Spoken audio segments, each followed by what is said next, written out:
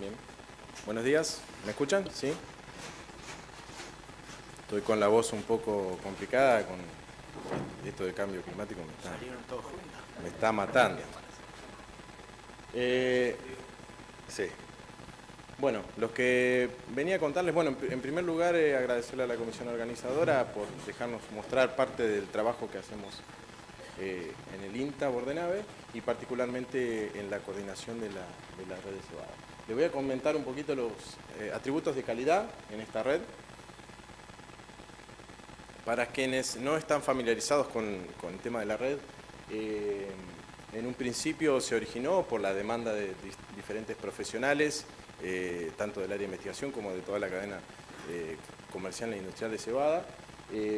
Estas inquietudes estaban referidas a la generación de información sobre cultivares disponibles y promisorios dentro del ámbito de producción de Argentina, ¿sí? Luego, con los años, esto se consolidó en un convenio que es realizado entre el INTA y la Cámara de la Industria Cervecera Argentina, sí, que nuclea las principales empresas, ¿sí? Y bueno, tenemos la colaboración que después al final de diferentes grupos de trabajo, que al final les voy a comentar un poquito más. Esta red básicamente lo que hacemos es evaluar cultivares comerciales y cultivares de próxima inscripción o líneas experimentales. Son aproximadamente 25 genotipos, esto varía un poco año a año, y la cantidad de cultivares comerciales va entre 8 y 10. Bueno, estos cultivares son evaluados en ensayos comparativos de rendimiento, ¿sí? En bloques completos aleatorizados, tradicionales, en 20 ambientes de la República Argentina, y básicamente lo que se hace, o dentro de las variables que se determinan, se encuentra rendimiento, fenología, calidad comercial e industrial, y también respuesta al fungicida hace un par de campañas. Para que tengan una idea, la región explorada por este tipo de ensayos dentro de la red, ¿sí? Siendo un poquito más fino, podemos ver acá que cubrimos toda la provincia de Buenos Aires y parte de lo que es el norte argentino, ¿sí? Básicamente lo que nosotros hacemos, y arbitrariamente, como decía ayer Daniel, tenemos una división, ¿sí? En lo que es el sudoeste de la provincia de Buenos Aires, el sudeste, el norte de la provincia de Buenos Aires y finalmente el norte de Argentina.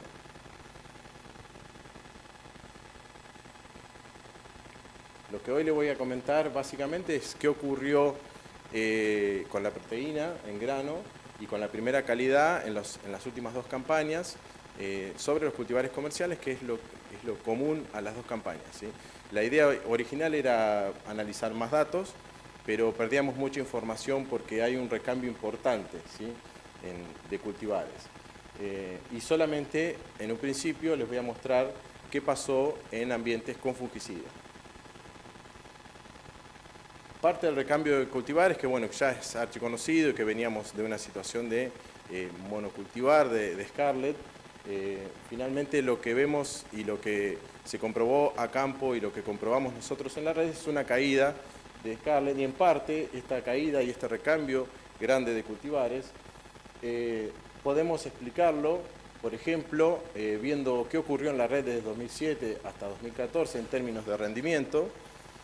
¿Sí? Vemos que durante los primeros años, 2007 a 2009, Scarlet tenía en rojo, ¿sí? Ese rendimiento de Scarlet tiene un rendimiento superador por encima del promedio de todos los cultivares evaluados en la red, y a partir de 2010 empieza una caída que hasta el momento no paró, ¿sí? Con rendimientos inferiores al promedio de la red de 20%, 25% en algunos casos.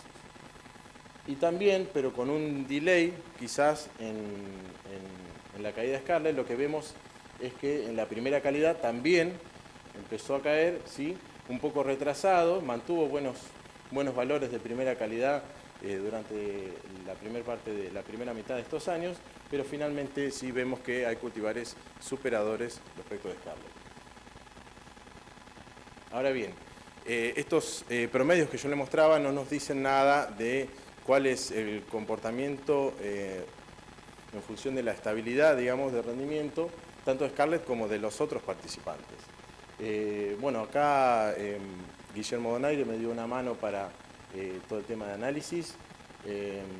Lo que vemos claramente, esto tenemos que entenderlo como, desde esta zona hacia la izquierda, los cultivares que se ubiquen en esa zona son estables en rendimiento y a medida que nos dirigimos hacia la derecha comienza la inestabilidad y mayor interacción con el ambiente. ¿Sí? Vemos estables y con rendimientos mayor al promedio. Tenemos a Jennifer, que ayer la nombraba Daniel Menela, y tenemos algunos problemas, ¿sí?, con Scarlett, MP1012, básicamente que donde mejoran las condiciones ambientales, su rendimiento, su performance es aún peor, ¿sí? Y a diferencia de Scrabble, por ejemplo, que a medida que mejoran las condiciones ambientales, su desempeño es mejor y es capaz de adaptarse. Bien, ¿qué pasó con la proteína en granos? Si bien yo les voy a mostrar estabilidad de 2 años, me parecía interesante mostrarles, aunque es arbitraria, como decía ayer Daniel, esta división de zonas geográficas, me parecía interesante mostrarles los últimos 3 años, ¿sí? Consideremos que necesitamos un rango más o menos de 10 a 12% de proteína, y lo que vemos es que en la mayoría de las zonas hemos tenido caídas en los niveles de proteína. En algunos puntos esta caída es grave, ¿sí? Y también lo que resalta es la estabilidad que nos otorga la zona sudeste de Buenos Aires, ¿sí?, para este carácter. Hicimos el análisis de estabilidad para los 2 años, los 9 cultivares comerciales comunes, y son 35 ambientes de evaluación, y lo que vemos es que no tuvimos interacción significativa con el ambiente. Esto nos llamó la atención, por lo tanto no pudimos hacer el hermoso gráfico que les mostré al principio de rendimiento, y pudimos identificar un par de cultivares con proteína alta significativamente por encima del resto de los cultivares, ¿sí? Esto es el set de cultivares más o menos que de nuevos cultivares, digamos, que está dando vuelta en el mercado.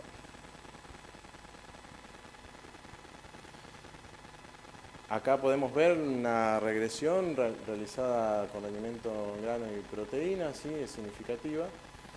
Vemos como es un ajuste regular, pero sigue siendo significativa, ¿sí? A mayor rendimiento se produce una baja en el contenido de proteína, ¿sí? En cuanto a primera calidad,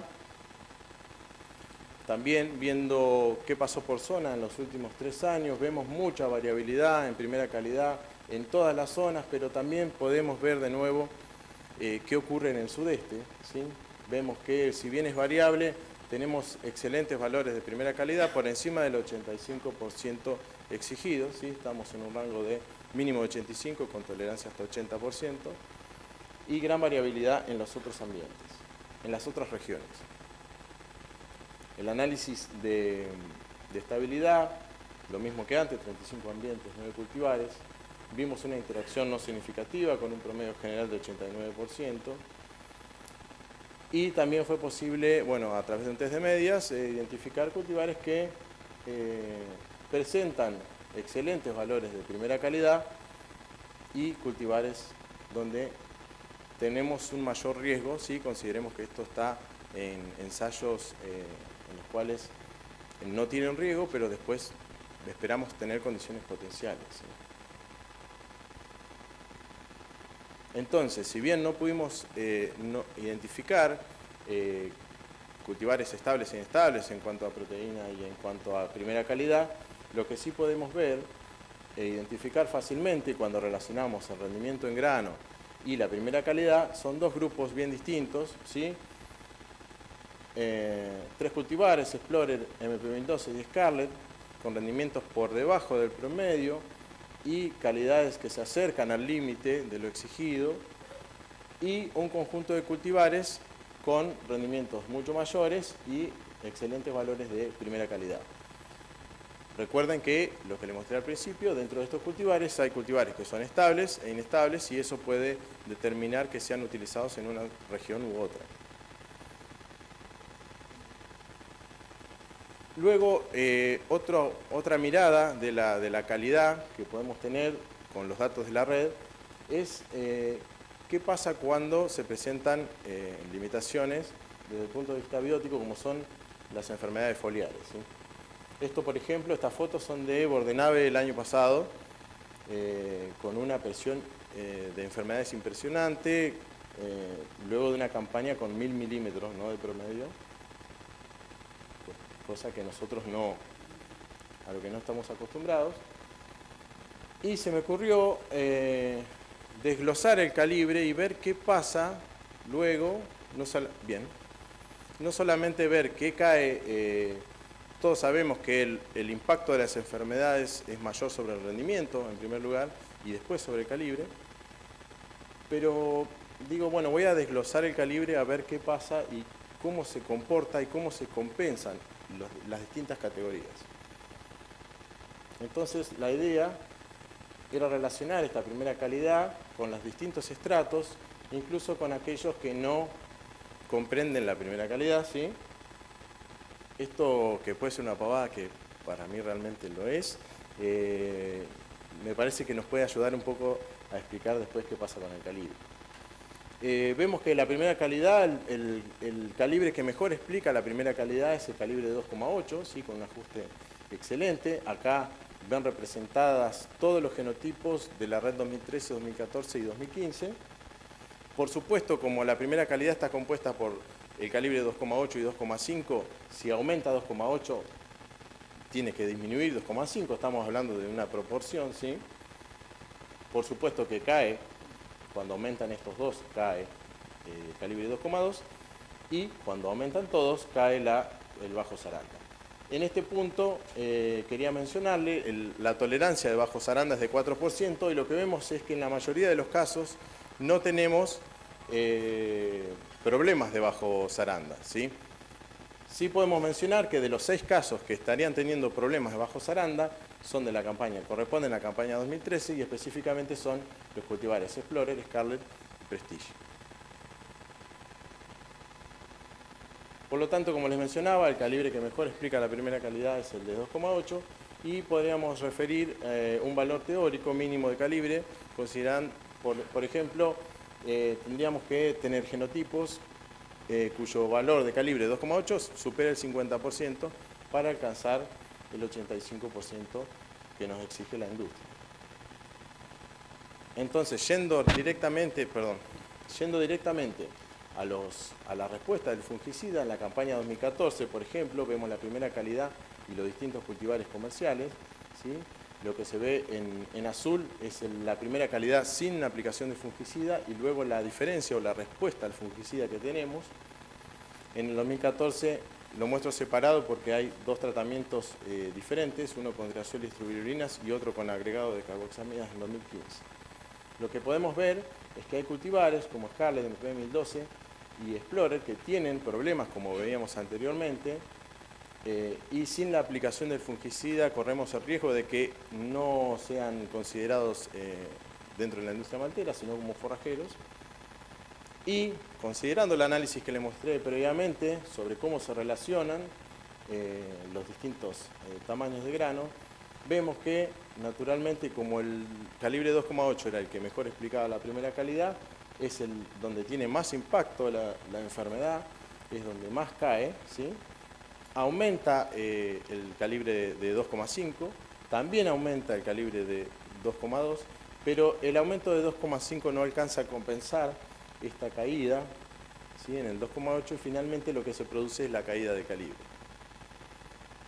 De la misma manera, en la red 2015, con respuestas algo más interesantes en calibre, podemos identificar cultivares similares, donde la no aplicación correspondería a una penalidad por esto, ¿sí? Como les mencionaba, agregamos un tratamiento con carboxamidas, lo cual nos permitió controlar el salpicado necrótico ramulario, que es una enfermedad de fin de ciclo que afecta la primera calidad, y de la misma manera vemos que la caída sobre el calibre de 2,8 es lo que determina esta caída, sí, porque la compensación del 2,5 es insuficiente. Finalmente, bajo estos tratamientos de con y sin fungicida, lo que vemos es que la no aplicación del fungicida no nos genera un aumento importante de proteínas, sino no más de medio punto en este carácter, ¿sí? Bueno. Con esto termino. Quería mostrarle, aunque sea en un slide, todas las personas que han participado y que aún participan en la red de cebada, ¿sí? De gente del INTA, San Miller, gran parte de los participantes están hoy aquí, bueno, a los cuales les agradezco me parece que es un modelo de trabajo público-privado que a mi entender es exitoso. Muchas gracias.